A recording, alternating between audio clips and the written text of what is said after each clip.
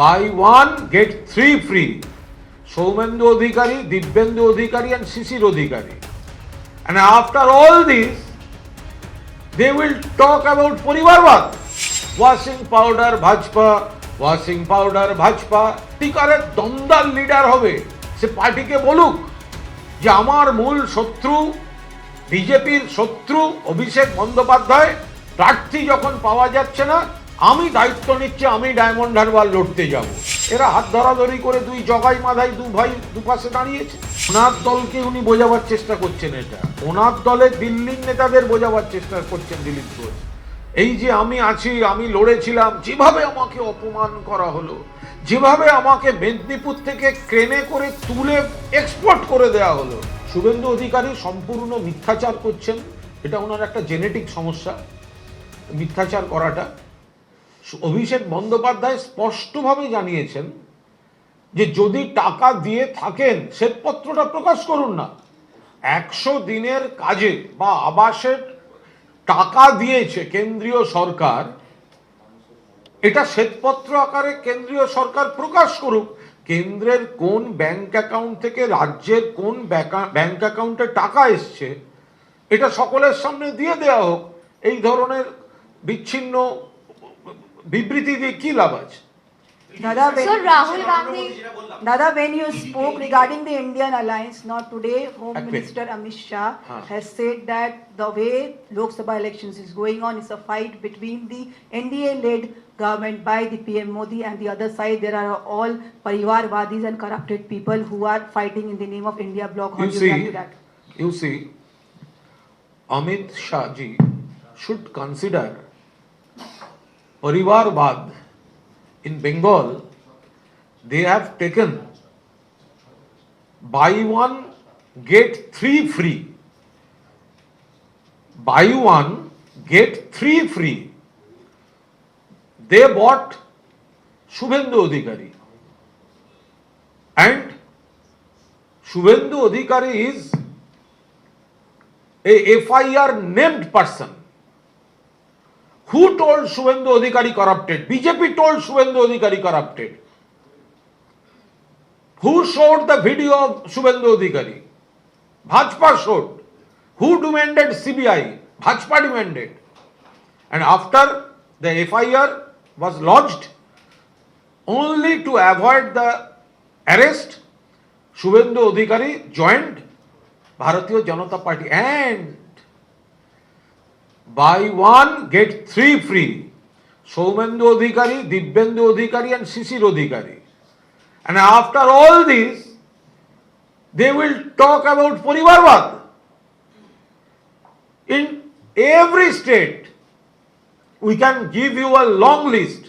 And regarding corruption, you see, Amit Shah has a special washing machine and special kind of detergent powder.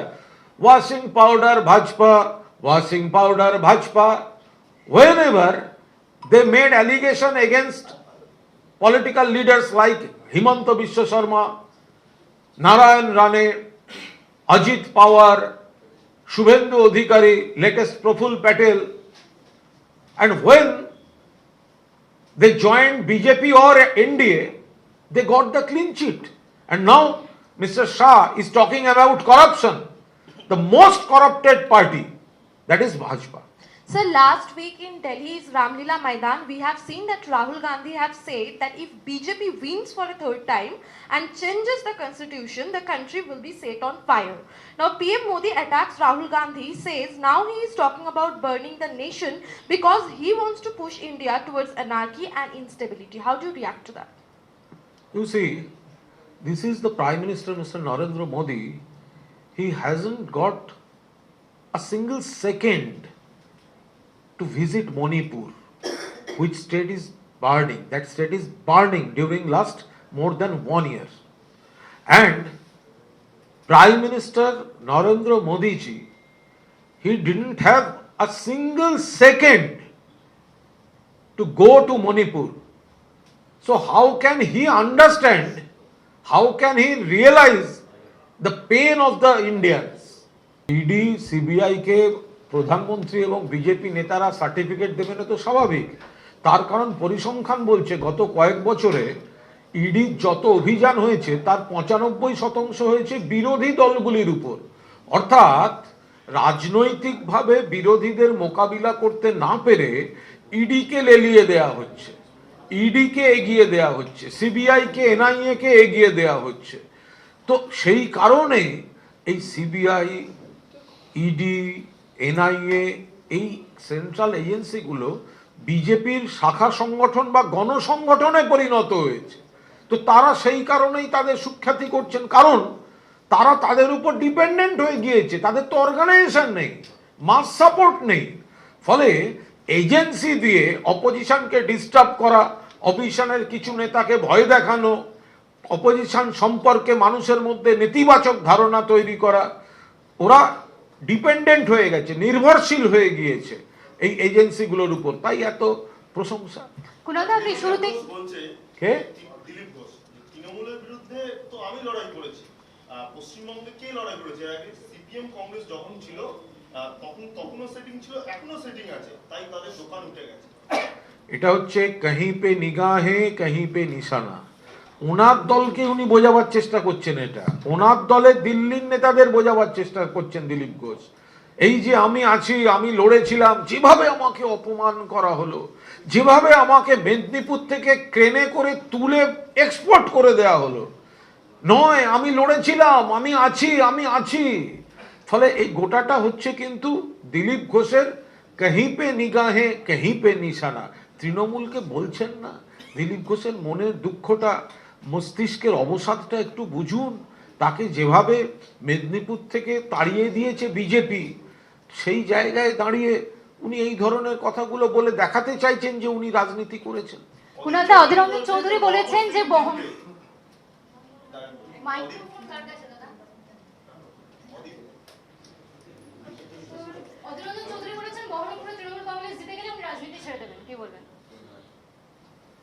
না দেখুন, এটা ভোটের আগে যে প্রার্থী দাঁড়িয়েছে তো তাকে তো এটা তো বলতেই হবে যে এই ধরনের কথা, আমি জিতবো, আমি জিতবো, এই ধরনের কথা বলতে হবে। এখন রেজাল্ট বেরোনোর পর যখন দেখা যাবে অধীর চৌধুরী পরাজিত হয়েছেন, তখন আর একবার ওনাকে এই বাইকটা শুনিয়ে জিজ্ঞেস করে নেবেন তাহলে এখন আপনি কি করবেন, কোনো আশ্রম টাশ্রম কিছু ব্যবস্থা করবেন কিনা। আজকে প্রেস কনফারেন্সের শুরুতে বারংবার দলবদলু প্রার্থী বিজেপি দিচ্ছে এরকম অভিযোগ করলেন। আপনাদেরও দুটো প্রার্থী, কীর্তি আজাদ, অন্যদিকে মুকুটমণি অধিকারী, দুজনেই দলবদলু, সেক্ষেত্রে কি বলবেন? না, এগুলো সব তফাৎ আছে। কীর্তি আজাদ এবং মুকুটমণি যে কারণে দলটা ছেড়েছে, সেই দল বদলুর এক একটা নীতিগত কারণ আছে। যেভাবে মতুয়াদের নিয়ে ভুল বোঝানো হচ্ছিল, সিএ নিয়ে ভুল বোঝানো হচ্ছিল, সেই বিপদটা তারা ধরতে পারছেন। আবার ওদিকে যদি দেখা যায় কীর্তি আজাদ, তিনি বিজেপিতে থেকে সেই বিপদগুলো দেখেছেন এবং পরবর্তীকালে তিনি অনেকটা আগেই তিনি বিজেপির সঙ্গে একটা দূরত্ব তিনি তৈরি করে নিয়েছিলেন, তারপর তিনি তৃণমূল কংগ্রেসে যোগদান করেছেন। তো এখানে বিজেপি যেরকম প্রার্থী পাচ্ছে না, আমাদের এখানে এমন অনেক, আমরা একটা লিস্ট দিতে পারি যে আমাদের আরও যোগ্য, আমাদের 42 জন, যদি 42টা যদি সিট হয় তাহলে আমাদের 342 জন হয়তো যোগ্য প্রার্থী ছিল, কিন্তু আমাদের বেছে নিতে হবে তো 42 জনকে। কিন্তু বিজেপি তো প্রার্থী খুঁজে পাচ্ছে না, সেই কারণে দলবদলুদের আনতে হচ্ছে। কীর্তি আজাদ দীর্ঘদিন ধরে মমতা বন্দ্যোপাধ্যায়ের আন্দোলনের সঙ্গে যোগাযোগ রাখেন, মমতা বন্দ্যোপাধ্যায়ের সঙ্গে সম্পর্ক রাখেন, বাংলাকে ভালোবাসেন, বাংলার হয়ে তৃণমূলের যে লড়াইটা দিল্লিতে তারা সাপোর্ট করেছেন দীর্ঘদিন, মানে আজকের সঙ্গে নতুন সম্পর্ক নয়। তো সুতরাং এইগুলো মেলানোটা ঠিক কাজ হবে না। কুণালদা, শুভেন্দু অধিকারী তিনি আজকে অভিযোগ করেছেন যে শাহজাহানের সব থেকে বড় সাকরেদ হচ্ছেন মমতা ব্যানার্জি, এবং যে 53-54 দিন তাকে পাওয়া যায়নি, সেই সময়টা তার ফোন সার্চ করলে দেখা যাবে যে ওই সময় তিনি তাহলে কয়লা ভাইপোর সাথে এবং কতজন পুলিশ অফিসারের সাথে ওই 53-54 দিন তিনি যোগাযোগ রেখেছিলেন সেটা পাওয়া যায়। শুভেন্দু অধিকারী এত বড় বড় কথা না বলে ডায়মন্ড হারবারে গিয়ে নমিনেশনটা ফাইল করুক। শুভেন্দু অধিকারী যখনই কিছু হয় তখনই, আপনি একটা গল্প জানেন, সুকুমার রায়ের পাগলা দাশু গল্প সংকলনে একটা নতুন পণ্ডিত বলে একটা গল্প আছে। নতুন পণ্ডিত হচ্ছে তিনি হরিপ্রসন্নকে দেখতে পারতেন না, ফলে যাকেই দেখতেন তাকে তবেরে হরিপ্রসন্ন বলে তাকে মারতেন। তো এই তবেরে হরিপ্রসন্ন, এই পাগলা দাশুর গল্প শুভেন্দু অধিকারীকে দেখলেই মনে পড়ে যাচ্ছে। কোথায় কি ওর রাগ, ওর হিংসা অভিষেক বন্দ্যোপাধ্যায়ের উপর। আমি তো বলছি শুভেন্দু অধিকারী একবার সরাসরি হয়ে যাক না। বিজেপিতে তো আমাদের ওয়ান্টেড প্রার্থী খুঁজছে, পাচ্ছে না, নেই। তো যদি সত্যিকারের দমদার লিডার হবে, সে পার্টিকে বলুক যে আমার মূল শত্রু, বিজেপির শত্রু অভিষেক বন্দ্যোপাধ্যায়, প্রার্থী যখন পাওয়া যাচ্ছে না আমি দায়িত্ব নিচ্ছি, আমি ডায়মন্ড হারবার লড়তে যাব। যদি ক্ষমতা থাকে বলুক। আর 2 নম্বর হচ্ছে এর ফোন যদি খোঁজা হয়, ওর যদি কল লিস্ট দেখা হয়, আরে ভাই সিবিআই ইডি তো তোমাদের, শাহজাহান তো তোমাদের এজেন্সির হাতে রয়েছে, তুমি বাইরে বাজার গরম করছো কেন? তোমার যদি বলার থাকে তদন্ত এইভাবে হওয়া উচিত, ওইভাবে হওয়া উচিত, তো তুমি ঘরের মধ্যে তোমাদের দল, তোমাদের শাখা সংগঠন, তোমাদের গণসংগঠন, তুমি ওখানে কথা বলো, তুমি বাইরে বলছো কেন? আচ্ছা, যে অধীর চৌধুরী শোনাল্লা, আচ্ছা অধীর চৌধুরী বলছে যে মোহাম্মদ সেলিম জিতবেই। এই মানে সেলিমের জেতার বিষয়ে এত অধীর চৌধুরী এত আশাবাদী কি করে? এই দুজনই তো বিজেপির এজেন্ট, মোহাম্মদ সেলিম আর অধীর চৌধুরী, এই দুজনই বিজেপির এজেন্ট। এ বলে আমায় দেখ, ও বলে আমায় দেখ। কংগ্রেস কর্মীদের আবেগকে, সিপিএম এর বিরুদ্ধে যে কংগ্রেস কর্মীদের ক্ষোভ, তাকে বিসর্জন দিয়ে নিজেদের স্বার্থে অধীর চৌধুরী আর মোহাম্মদ সেলিম তারা জোট বেঁধেছেন। আর মোহাম্মদ সেলিম উনি হচ্ছেন পরিব্রাজক, পরাজিত। উনি হচ্ছেন সিপিএম এর রাহুল সিনহা, ঘুরে ঘুরে হারেন, ঘুরে ঘুরে হারেন, ঘুরে ঘুরে হারেন। তো ওই জন্য ওকে নিয়ে গিয়ে ওইখানে দাঁড় করিয়েছে। মুখে বলে মোহাম্মদ সেলিম, আর বেছে বেছে বেছে বেছে কেন্দ্র ধরে ধরে দাঁড়ায়। আমি আর বিস্তারিত বলছি না। তখন অধীর চৌধুরী আর মোহাম্মদ সেলিম, সেলিম চাইছেন পার্টি উঠে যাক, উঠে তুলে দিয়েছেন, কিন্তু আমি 4টি ভোট কোথা থেকে নিতে হবে। তিনি বলছেন ও অধীর তুমি আমায় দেখো, আমি তোমায় দেখছি। এরা হাত ধরাধরি করে দুই জগাই মাধাই, দু ভাই দুপাশে দাঁড়িয়েছে। কুণাল, সিপিএম এবং কংগ্রেসের পশ্চিমবঙ্গে তৃণমূল কংগ্রেস তাদের লড়ছে, কিন্তু ইন্ডিয়া জোটে কংগ্রেস এবং সিপিএম রয়েছে, সেক্ষেত্রে তারা হাত পেলেছে। এটা কি দ্বিচারিতা বলে মনে হচ্ছে না কোনোভাবে? না, অ্যাকচুয়ালি দ্বিচারিতাটা হচ্ছে পুরোদস্তুর কংগ্রেস এবং সিপিএম এর। কারণ তারা বলছে আমরা ইন্ডিয়া জোটের স্পিরিটটাকে যদি সত্যি তাদের মানতে হয়, তাহলে ইন্ডিয়া জোটের তরফে পশ্চিমবঙ্গে যে তৃণমূল কংগ্রেস বিজেপিকে হারানোতে মূল দায়িত্ব পালন করেছে এবং 21 সালে সেটা প্রমাণিত সত্য, তাহলে তৃণমূলের পিঠে ছুরি মারার চেষ্টা করতো না এই কংগ্রেস আর সিপিএম। ফলে এই রাজ্যের কংগ্রেস আর সিপিএম এরা হচ্ছে সম্পূর্ণভাবে বিজেপির এজেন্ট, এরা দ্বিচারিতা করছে। আপনি ঠিক বলেছেন, যখন ইডি বা সিবিআই বিজেপি তৃণমূলের বিরুদ্ধে প্রয়োগ করে, তখন এই কংগ্রেস নাচানাচি করে আনন্দে। আবার সিবিআই ইডি যখন দিল্লিতে কংগ্রেস নেতাদের বিরুদ্ধে প্রয়োগ করে বিজেপি, তখন এই এরাজ্যের কংগ্রেস বলে না না এজেন্সি খারাপ, এজেন্সি খারাপ। দিল্লিতে অ্যাকশন নিলে এজেন্সি খারাপ, পশ্চিমবঙ্গে রাজনীতি করার জন্য অ্যাকশন নিলে এজেন্সি ভালো। এ তো পুরোটাই দ্বিচারিতা হবে। তাই আমরা ওদের ধরছি না। বাংলায় তৃণমূল কংগ্রেসই হচ্ছে ইন্ডিয়া, দিল্লিতে যা ইন্ডিয়া আছে ইন্ডিয়া, বাংলায় তৃণমূল কংগ্রেসই ইন্ডিয়া। এখানে দ্বিতীয় কোনো দল নেই।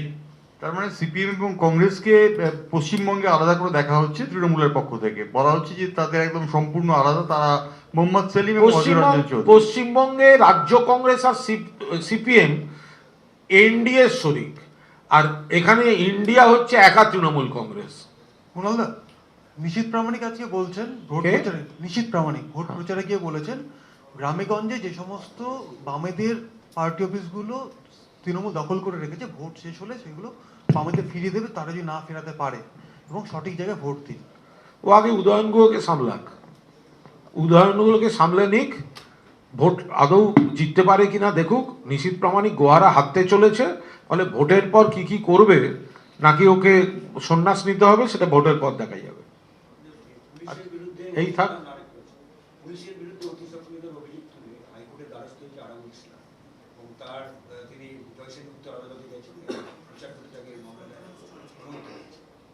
না, আইনের বিষয়। কারুর কেউ যদি তার মনে হয়েছে তিনি আদালত বা আইনের দ্বারস্থ হতেই পারেন, এটা আইনের বিষয়, এ ব্যাপারে দলের তরফে কিছু বলবো না। আচ্ছা, আরেকটা সাজান নিয়ে লাস্ট হচ্ছে শুভেন্দু অধিকারী বলছেন যে সাজান হচ্ছে মানব পাচারকারী, মাদক পাচারকারী, এবং এই নিয়ে সব তদন্ত করছে।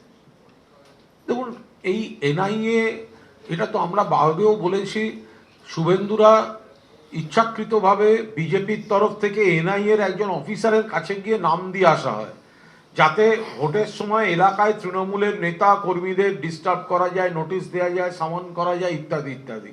তো এরা এজেন্সিকে সেইভাবে ব্যবহার করে। ফলে এজেন্সি কি করবে না করবে এটা যদি আগে বিজেপি নেতারা বলে দেন, তাহলে তো অভিযোগগুলোরই কোনো গুরুত্ব থাকে না, সেটা প্রমাণ হয়ে যায় যে বিজেপির কথায় এজেন্সি সেগুলোকে সাজিয়ে গুছিয়ে তৈরি করে দিচ্ছে, শুভেন্দুদের কথায় সেগুলোই বেরিয়ে যায়। ইউপিএ জমানায় মাত্র 35 লক্ষ টাকা হচ্ছে ইডি সিজ করতে পেরেছিল। এই জমানায় 2200 কোটি টাকা ইডি সিজ বা রিকভার করেছে, প্রধানমন্ত্রী বলছেন। কি বলবেন এই যে এই পরিমাণের উল্লেখ করে প্রধানমন্ত্রী বলছেন? না, এই যে কথাগুলো, এটার কিন্তু একটা ধোঁয়াশা ব্যাপার আছে। তার কারণ হচ্ছে, কোনো টাকা উদ্ধার বলতে যেটা বোঝায়, মামলা যতক্ষণ না শেষ হচ্ছে, ইডি ক্যান অ্যাটাচ, ইডি কোথা থেকে সন্ধান পেতে পারে, কিন্তু সেই টাকাটা বৈধ না অবৈধ সেই সংক্রান্ত মামলা যতক্ষণ না শেষ হচ্ছে, এবং কনসার্ন ব্যক্তি বা কনসার্ন কোম্পানি ভার্সেস ইডি যে মামলা, তাতে যতক্ষণ না মামলার ফয়সালা হচ্ছে, ততক্ষণ এটা কি করে প্রমাণিত হবে যে টাকাটা পাওয়া গেছে সেই টাকাটা অবৈধ এবং সেটা পুরোদস্তুর উদ্ধার? এই কথাটা, টার্মটা মামলা ফয়সালার আগে ব্যবহার করা যায় না। প্রধানমন্ত্রী ইডি নিয়ে বারবার দেশকে বিভ্রান্ত করার, দেশবাসীকে বিভ্রান্ত করার চেষ্টা করছেন।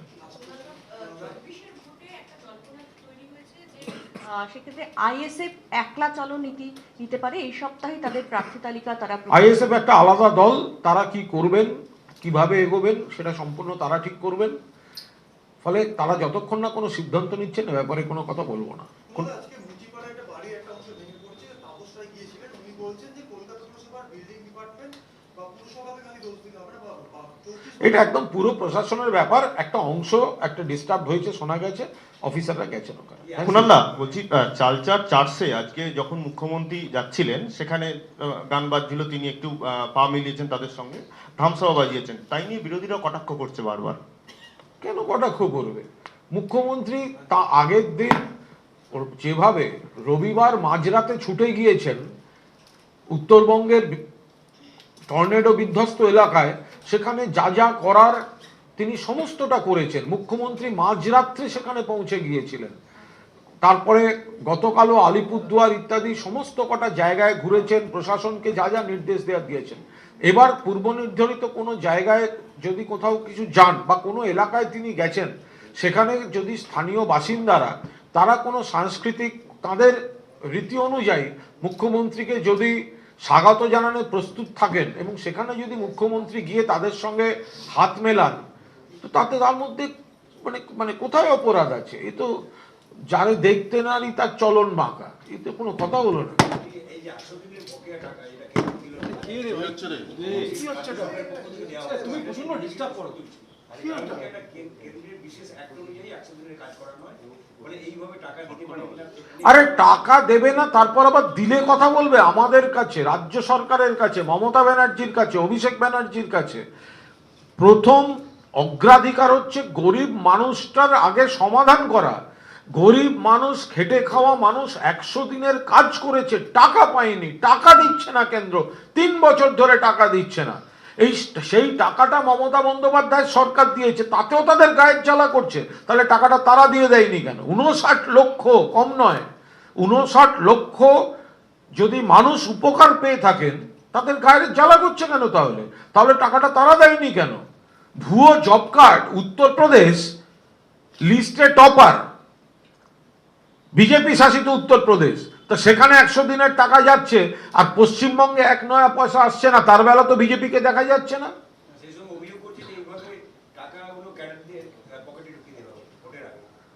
ভালোভাবে বুঝতে পারবে, 59 লক্ষ মানুষ জানেন যে কেন্দ্রের সরকার তাদের পরিশ্রম করে ন্যায্য টাকা দেয়নি, আর মমতা ব্যানার্জি সেই টাকাটা দিয়েছেন।